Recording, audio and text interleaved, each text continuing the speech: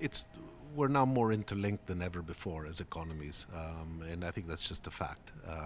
And this meeting, in and of itself, with so many leaders coming in, so many businessmen coming in, is a testament to our own need to integrate ourselves more. But with that comes many positives, but there are also negatives, and we've increasingly seen that contagion and financial crisis in one part of the world can affect others. I think those same economists would probably argue that if there are to be some negative headwinds that hit the country, our strong consumer demand equation has stood us in good stead. I think what's happened in many other countries, inflation have hit, and the growth models have slowed down, and people have really not had the purchasing power to keep an economy primed. Our model has been alive and kicking for a while now, and can probably withstand most shocks that come our way. Our balance sheet is strong as a country. Our external debt numbers are very favorable. Our foreign exchange reserves are at their highest level. Inflation has been very low. In other words, you have the kind of balance sheet that's quite strong and can withstand any force. Now, that having been said, uh, you do get shocks to the system, and black swans are what they are. I mean, they're surprises. I think we're more resilient as a country now than we have been in our history. That doesn't mean to say that we would be completely resilient, but it's good to feel that you're among the higher level, I guess, of countries on the list with no major weaknesses or flaws. However, one can always improve. We have to keep diversifying our export base. We're now quite dependent on only a couple of different areas. As I said earlier, we've got to get investment to flow a lot more heavily, and that brings long-term capital rather than short-term capital that just enters the stock market. There are many other things that will make us resilient. Issues of education, preparing our workforce for a changing, I guess, industry dynamic in the future. There's so many other elements. That having been said, we've adjusted quite well as a country, and while there are many other things to do, I think we would be able to withstand any negative shocks to the system. As it is, we're also a country hit by more than our fair share of natural disasters. We're in the typhoon belt, we get earthquakes, but so far we've been handling that well, and there are many initiatives to make us even more resilient. So I think we're in a positive path forward. Yeah, maybe just to add on that will be we have the right demographics going forward, and generally we are a very happy people, and we are hardworking. We'll be surprised that how good we Filipinos are. When we started doing business overseas, Filipinos are really great. So I think with the demographics, the hardworking, and plus, as what Jaime said, education, everything, I think it's a very good, rosy future. So, APEC basically is predicated on free trade and increasing trade, right? A lot of the talk in the lead up to APEC has centered on the TPP, or the Trans-Pacific Partnership. Um, um, uh, Secretary Domingo has said that we are knocking on the door, and a lot of American officials have said this is a great time for the Philippines to signal its intent to join. What do you see as the future for the Philippines in the TPP? Well, I think there were a lot of groups in the Philippines that would have liked, particularly in the business sector, that would have liked the country to participate in the TPP. However, we do have some constitutional provisions that prevent us from doing that. One big one is the fact that foreign ownership laws are restricted. And given that it's a constitutional issue, it can't be changed overnight without opening up the Constitution to amendments. That's been a sensitive issue for a whole host of political reasons, and I think our president has been hesitant to move on it. However, we have noticed that both the Speaker of the lower house and the Senate president have both been keen to pursue this agenda. It will take leadership to agree that this is the way to go. Until that gets addressed, we will be in a technical default situation with respect to the TPP. However, the fact that the TPP has happened will affect countries around us, I like to think positively, and given the fact that we're part of the same community of ASEAN, that in turn I think will augur well for us. So I think we're all on a positive trajectory forward. No? I don't know, Bill, if there were some other thoughts. The country is, of course, already deeply embedded in the ASEAN economic integration, starting end of this year, deep into talks with the EU as well. So, free trade is on the country's mind, and it's just a matter of time, I think, before it joins something like a TPP. But stepping back and looking at TPP, you have to remember that TPP is generally a reaction, uh, just almost an intermediate step, because APEC is moving towards a free trade area of the Asian Pacific. So uh, while that's taking time to come together as a complete free trade area for 21 economies, TPP got itself organized. Even that took a little while. And you have to look back at the history of TPP. It started originally as P4, which is small, four very small economies. And then it grew out eventually to 12 today, and took a while to put together. So I like to think the momentum is moving towards a complete free trade area of the Asian Pacific. One of the pillars of this year's APEC is empowering micro, small, medium enterprises. As a large company, how can you help poor farmers and micro entrepreneurs secure links to the global value added? I think that's clearly a challenge, and that's been big on the agenda. A lot of it revolves really around creating the kind of infrastructure that will allow smaller players to move their goods and services. We're an archipelago of 7,000 islands. Costs can sometimes be more expensive to move products, but a tone has been set on creating the kind of infrastructure and facilitating the kind of infrastructure will allow these goods to move more freely. Bringing costs down is a key component of making SMEs and the agricultural sector successful. Our agricultural sector has had a number of challenges. Issues of land reform, etc., have also prevented larger investments from going to the area. So it remains, most of it, in the realm of cooperatives and smaller groups. But there are many companies trying to integrate backwards. I think Jollibee is a company that's been a prime example of a company that's moved backwards to start sourcing, I guess, from our agricultural sector. And I think many other examples of that. Maybe Tony would be in a good position to discuss that. Yeah, we started the farmers program a few years ago. It was quite a difficult process to start with, where people were saying the success rate is so low. Why are you doing something or picking up such a difficult project? But after a while, in the long run, it works both for the companies and for the farmers. So the farmers' income went up like 3 or 4 times now. So they're so happy. Our procurement department is so happy with the quality of goods. So I think moving forward, the problem or the question now will be, how do we scale it up further? So probably one way is for companies to start putting a certain ratio of procurement and said we want this to come from a smaller supplier. And of course, it will be very difficult to start with. But as things are smoothen out later on, I think it will be a good process for both companies and the small supplier.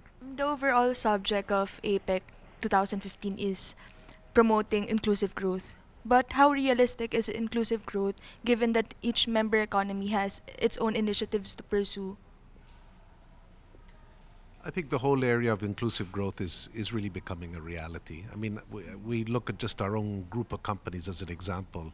Over the last 10 years, we've fundamentally transformed ourselves. You take a telecommunication industry where we started off as a postpaid company, and now we have a massive prepaid base, and we're dealing with payment systems that are fractions of what they used to be, making it much more affordable. A price of even smartphones these days have really come down tremendously, where people can access the internet at much lower income levels than before. Housing, Ayala just had one brand at one time. We now have 5 brands and across a spectrum of different price ranges, and we even deal in subsidized housing at the very bottom. The list goes on. Manila Water is a company that deals with a significant component of lower income groups and billing communities by barangays rather than individually. The models have changed, and emerging markets have been seen as an exciting new space for both local companies like ours and multinationals to address the needs of lower income groups, giving them products and services that'll engage them and formally help them enter the economy. The issues of microfinance have also been big. This is not a Philippine trend. It's a trend that's been happening globally. All of those are inclusive in nature. They bring sectors that were traditionally not in the kind of legitimate, recognized economy and bringing them in. It's a very exciting series of events, and I think part of the APEC agenda is to take that trend and facilitate it even more. And countries understand that if you can't get growth to happen at lower levels in the income chain and get individuals empowered, then you're not really achieving the kind of value creation for the population as a whole that's needed. But I like to think that technology has changed that space, price points, imagination, and really there's a whole new platform for engaging groups that traditionally were not engaged in that sector. It's very exciting. And maybe to add further to that will be, I think the awareness created the concept of inclusive growth. Whereas before, maybe business just goes on as usual. Now, I think, as Jaime said, big businesses, people start to think of how do we really create that inclusive growth within each company. So I think that awareness starts to come in. I think the term that you're going to see come up from here on forward, you've heard inclusive growth, and I think generally that's been sort of something attached to governments, an inclusive growth strategy. I think the flip side of that coin is inclusive business. I think the examples you just heard about how they incorporate small and medium scale businesses into large corporation supplier chains, how to incorporate farmers into the whole supply chain. So that's a whole inclusive business model, whether it's services or manufactured products or agricultural products. So I think you will hear that come up more and more often in the future because that is what's going to drive growth at that level. So all three of you have been involved in the past APEC meetings, going back a few years. Could you share a little bit about some of the tangible effects, even just personal recollections, perhaps? Well, I think there's been obviously a lot of interaction among different countries that has raised awareness about what countries can do and what their executives can do. And, ideas flow at these meetings. But more than anything, what I think has been a big positive is if you're a country that's participating in the APEC agenda, your standards naturally move up. In other words, there's a tide here that raises all the ships. So as part of the dialogue, you are increasingly trying to put an agenda on the table, say in ABAC, where you're giving recommendations to your leaders. Everyone receives those recommendations, and then their own executive departments, their own ministries, then move to implement on those, some faster than others, but the general movement is one of raising standards to a much higher level. Even very basic things like our whole discussion on the K-12 on education. If you don't have a K-12 educational standard, you can't get a job anywhere in the world. Why would you not want to have a K-12? That is a way of taking standards up. Issues of, know your customer in the financial sector, issues of legitimizing flow of funds and reporting them, making the system cleaner, not allowing, I guess, bad funds and illegitimate funds to move through the system. Nobody can hide anymore. The standards keep moving up. More transparency is required. People require accounting standards that follow certain standards. All of this is part of this dialogue. And so with every meeting, those standards continue to move up. And you have a global system that's increasingly integrated, following same higher standards, same levels of transparency, same desire to promote investments in each other. It's not always smooth. But I think the whole momentum is taking the tide up and bringing all the ships with it. Sometimes it's the basic things such as, because sometimes each country or each company will make a presentation. And for example, they will present on how to manage water for livable cities. I remember, was it China that's promoting e-commerce, or briefing us on what to do on e-commerce, how do we promote that for small scale businesses. We have one time a presentation, I think by Thailand, on how to maximize a property on agriculture and fishery or something.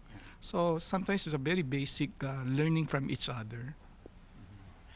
I think two things that stand out in my mind is that normally when people think of APEC, they think of the hosting, the visible part of APEC, the meetings and the hosting. But the value, I think, to the Philippines is that you get an opportunity to be, as host, you become chairman of a meeting.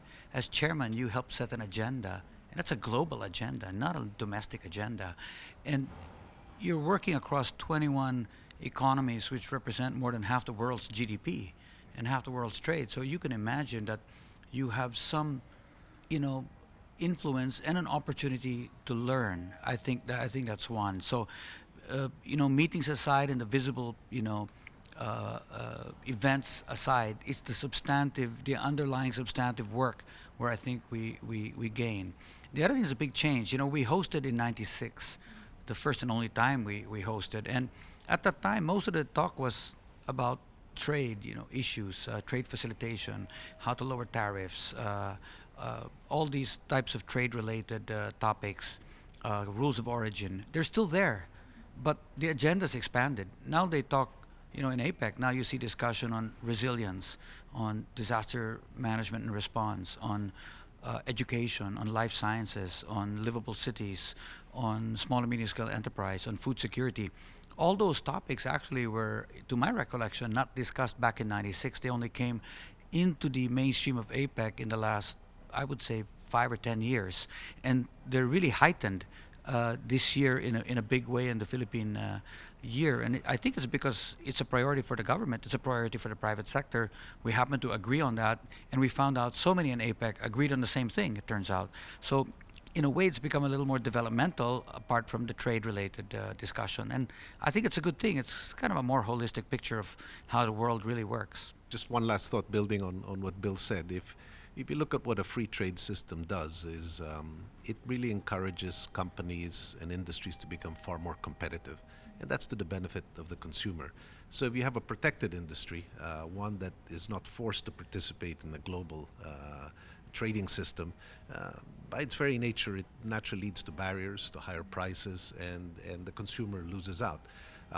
There are shifts in industries with an opening of trade. Some industries lose, new ones get made, but the ones that survive are by their very nature very competitive. So it makes you sharper as a country, it makes you participate in a much bigger market, and there's a natural attrition that takes place globally. You start produce services and goods that you're naturally good at and import the ones that you're less good at. That's a system that's seen to work, and one that moves a country forward in a progressive way. So by its very nature, that open system starts to weed out and create the kind of efficiencies that really lead to more innovation, more creativity, and lower prices really for the consumer in the end, which I guess for society is a good thing. APEC CEO conference, we're gonna have Jack Ma here, right? Besides Jack Ma, there's gonna be a lot of other big business names. Who are each of you looking forward to meeting, and why? I guess. Wow, that's a tough question. There's so many. To me, probably I like to meet Jaime. We see enough of each other, Tony. Yeah. I can introduce Yeah, you guys. Well, I think in my mind there's no one in particular. I think all of us have to play host. We have a number of world leaders. A number of us are hosting dinners as well for some of these leaders in small settings. We're hosting ABAC members. We're hosting speakers. Everyone's interesting, and we're just portioning out some of that responsibility. I think we're all here to row the boat as best as we can, and whoever we get assigned, we're happy to play hosts. Look at the Philippines as the world's biggest stage for that 1 week. You have 21 leaders, you have, a few dozen ministers, you have senior officials, you have 1,000+ CEOs from all over the place now. And I think it's just a fantastic opportunity not to meet one, but to meet as many as possible, because it's that individual point of contact gives them the impression about what the Philippines is like. And so all our staff, they're really trained in that way, that we need to meet people and network and show them, what the vibrant Philippines of today is like, not what is lurking in their mind, from a decade ago. Our priority right now is to make sure the event is successful. I think that's all our goal now. Yeah. What do you think is the major success of this year's APEC? I think just being able to host in a successful way is already a victory. It's a privilege and an honor to have our country host a multilateral gathering of this nature. It seems that we will have a good gathering and arrival of global leaders. I think that's wonderful for our government and our president. And for us as business people, we seem to have a good turnout as well for the CEO conference, thanks to the great work of both Tony and Bill, who've been spearheading this. I think that in and of itself is a unique proposition for the Philippines. Generally, we're not seen as a country on the forefront of hosting events. We've been doing more and more. We hosted the World Economic Forum Asia gathering not too long ago. This is we did the Forbes. This is now a bigger gathering. I think it's great to see the Philippines participating in this global setting. So I think that in itself is a victory of sorts. I'd like to add, I mean, the teamwork and the collaboration between the government and the private sector has been terrific, and the amount of private sector support to put this together has been outstanding. Every major Philippine company has helped in the hosting of APEC CEO Summit, of APEC actually, the ABAC meetings, the SME Summit, all the private sector meetings, extending their help to the government. It's been terrific.